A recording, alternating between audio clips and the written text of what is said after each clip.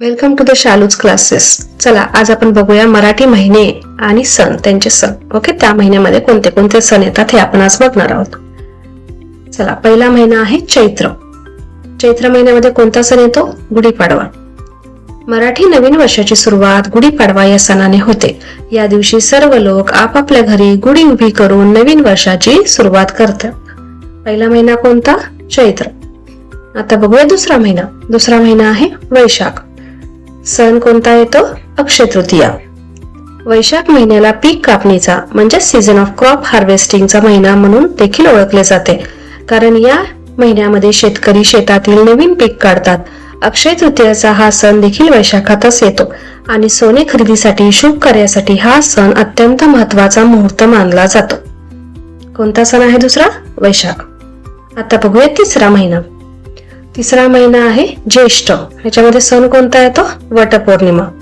या महिन्यामध्ये महाराष्ट्र राज्यात वडाच्या झाडाचे पूजन करून सुवासिनी वटसावित्री किंवा वटपौर्णिमा साजरी करतात. महिना कोणता आहे हा? ज्येष्ठ. आता बघूया चौथा महिना आषाढ.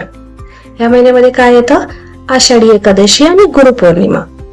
आषाढ हा जोरदार पावसाचा महिना म्हणून ओळखला जातो. आषाढ महिन्यामध्ये गुरुपौर्णिमा आणि आषाढी एकादशी हे उत्सव येतात. पाचवा महिना आहे श्रावण. श्रावण महिन्यात कोणते सण येतात?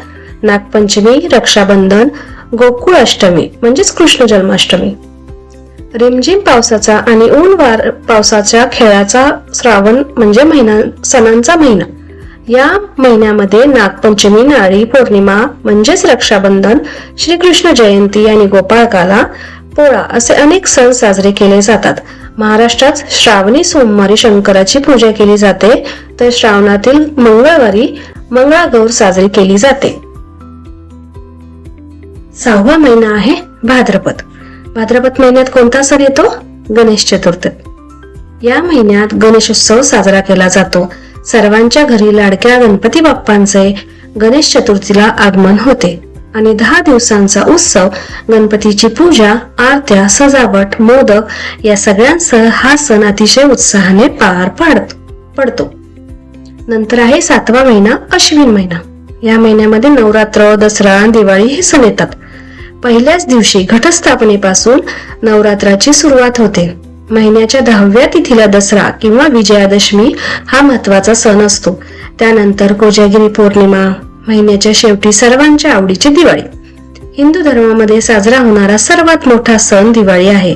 त्यातले वसुबारस, धनत्रयोदशी, नरक चतुर्दशी आणि लक्ष्मीपूजन हे अश्विन महिन्यात येतात. आठवा महिना आहे कार्तिक महिना. कार्तिक महिन्यामध्ये कोणते सण येतात? पाडवा, दिवाळीचा पाडवा आणि भाऊबीज. महिन्याचे पहिले 2 दिवस हे दिवाळीतील पाडवा व भाऊबीज म्हणून साजरे केले जातात. आता बघूया नववा महिना आहे मार्गशीर्ष महिना. यामध्ये काय येतं? दत्त जयंती. या महिन्यामध्ये दत्त जयंती साजरी केली जाते. 10वा महिना आहे पौष. पौष महिन्यामध्ये सण कोणता आहे? मकर संक्रांत. पौष महिन्यात मकर संक्रांत येते. तिळगुळ वाटून हा सण साजरा केला जातो. तिळगुळ घ्या आणि गोड बोला असे म्हटले जाते. 11वा महिना आहे माघ. सण कोणता येतो? महाशिवरात्री. माघ हा थंडीचा शेवटचा महिना. या महिन्यामध्ये महाशिवरात्रीचा उत्सव साजरा केला जातो. 12वा महिना आहे फाल्गुन. फाल्गुन महिन्यामध्ये कोणते सण येतात? होळी, धुलीवंदन, रंगपंचमी. फाल्गुन महिना हा वर्षाचा 12वा म्हणजे शेवटचा महिना म्हणून ओळखला जातो. फाल्गुन महिन्यामध्ये होळी, धुलीवंदन, रंगपंचमी हे सण साजरे होतात. चला आता आपण सगळे मराठी महिने पाहूयात. पहिला महिना आहे चैत्र. दुसरा वैशाख, ज्येष्ठ, आषाढ, श्रावण, भाद्रपद, अश्विन, कार्तिक, मार्गशीर्ष, पौष, माघ आणि फाल्गुन हे आहेत 12 महिने. चला, व्हिडिओ कसा वाटला ते नक्की कळवा. पाहिल्याबद्दल धन्यवाद. लाईक, शेअर आणि सबस्क्राईब नक्की करा शालूज क्लासेस.